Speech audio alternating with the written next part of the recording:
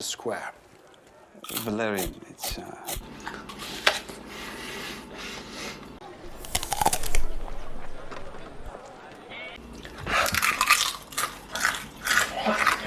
Mitch, you're a few days early.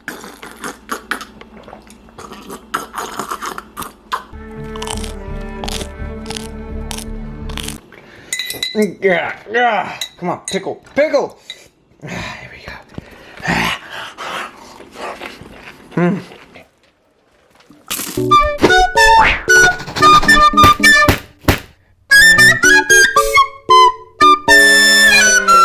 Why is it so bright? It is not supposed to be this bright. Why? Why are you so bright? Okay, that's a little better. So what's up, peoples, boys and girls on YouTube? It's a great Saturday morning here in Carolina. Just chilling, just chillaxing this morning. Actually got a Saturday off. I don't know what's happening.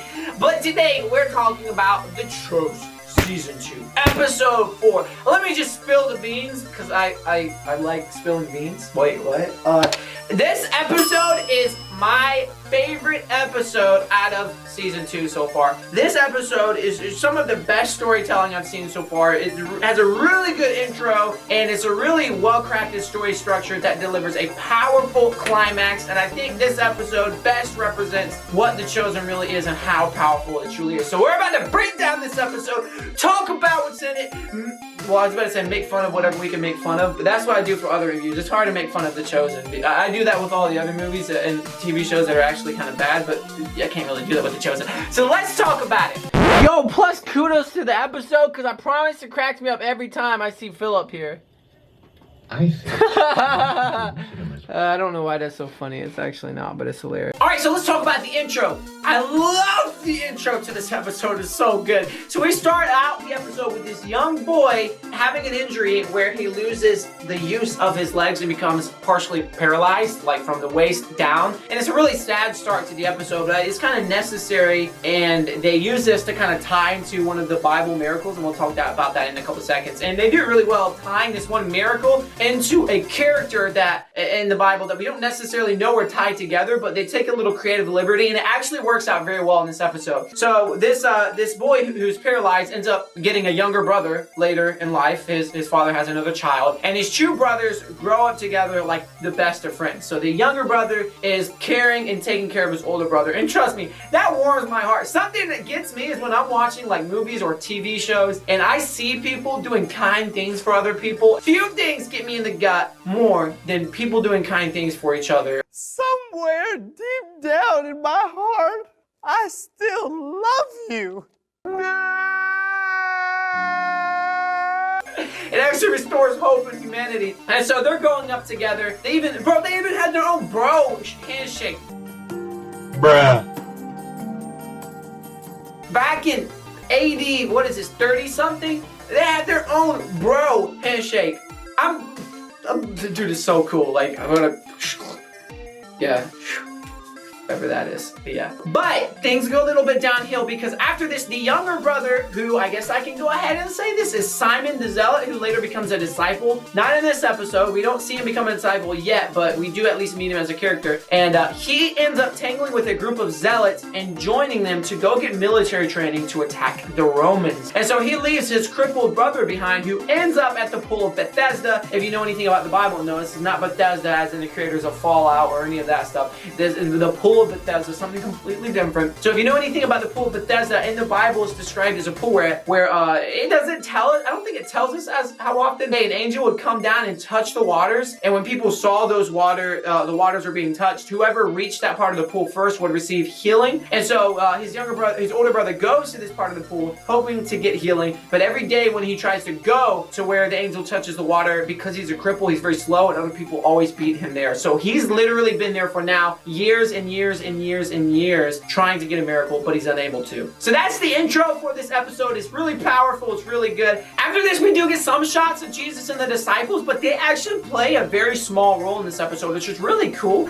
because it actually focuses very heavily on developing these new characters in a way that comes off very good. So we get some moments where the disciples are building a booth for the Feast of Tabernacles, because the Israelites are required to build a booth and stay outside during the Feast of Tabernacles, and it's actually really cool. They have some really interesting in dialogue, they talk about how one day the Bible prophesies even Gentiles will celebrate the Feast of Tabernacles. So it means one day I'll be building booths out in the open, side by side with my Jewish brothers and sisters. And it's just a really cool thought. Daniel gave me a list of supplies for this masterpiece of his. Pick me. Pick me, Simon.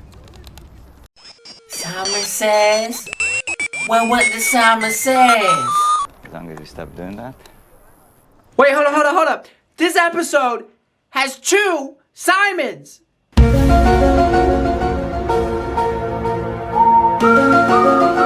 No! But really, most of the episode focuses on Simon and his brother. So Simon and his group of zealots are devising a plan to stage an assassination of a high-ranking Roman official. He's been training for years. He's a really professional assassin, I guess you could call him now. And so he goes to Jerusalem to prepare for the day when the assassination is going to take place. But this man named Atticus, who's like a Roman marshal or something, who basically stands around staring at people and eating all day, catches on to the plan and devises his own plan to track him down and thwart his plans to assassinate this person. After this, though, we reach the climax where Jesus goes to the pool of Bethesda and approaches this man who's been there the majority of his life, asks him if he wants to receive a miracle. It's an incredibly powerful scene. And this man, honestly, has just been broken his whole life, and he doesn't want to put hope into something yet again and have his hopes be shattered. Jesus wants him to just have a little bit of hope one more time in him so that he can receive a miracle. With that, you guys have probably already read the passage. Jesus tells him, rise, pick up your mat, and walk. And it's an amazing thing to see. It's amazing to read. It's an amazing thing to see. And we see this man stand up after years of being crippled. It's just like, I can't even describe it. Just watch, please do yourself a favor. Watch the episode. And then after this, one thing I didn't like about this episode, about how it was handled, after this, you're probably familiar with how the Pharisees approach this man after he picks up his mat, because this miracle was done on the Sabbath, and they basically attack him saying, why are you carrying your mat on the Sabbath? Because they thought that was a sin. Wait, hold up! Does this mean I don't have to make my bed on Sundays? Yes! That was their man-made religion they added to what was supposed to be observed on the Sabbath. And the way that they handled it in the episode seemed kind of abrupt, where the miracle just kind of happened, and then all of a sudden the Pharisees come up, and almost as soon as they come up, they the scene kind of ends and it's over with. I thought they could have put more weight and almost a little more gravity on what was going on with this tension between the Pharisees and Jesus's disciples, because this is something that's going to tie into Jesus's future and ultimately his death. And I felt like they could have built that foundation of the tension a lot better, versus in this episode it kind of happened as quick as it happened, off the cuff, it was over with. So I just think it should have been a bigger moment. That's really just about the only complaint I have with the episode. And so after this, we have, it's kind of a second climax. This is getting out of hand.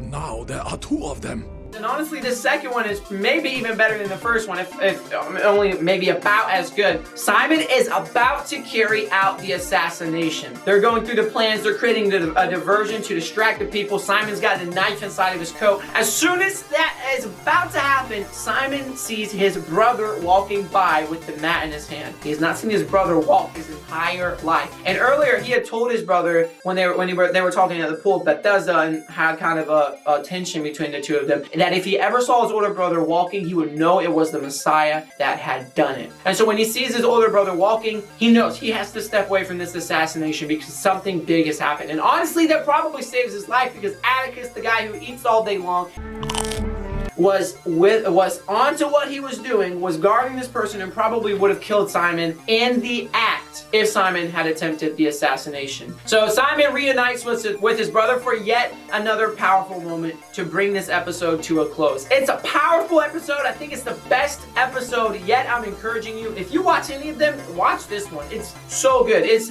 the way they craft the story and create kind of the story arc works incredibly well, and all the other episodes have had their own kind of unique arcs, but this one follows more traditional storytelling and it works very well. I think this episode is some of the biggest and best sets yet. I think the new characters are also very well written and established. They're interesting. You even kind of like Simon, even though he's a zealot, you at least like him for his passion. And I also love, I think the tensions in this episode are built up perfectly in a way that works very well. So with that said, my camera is dying right now. It might cut out on me in the middle of this recording. If it does, have a great day.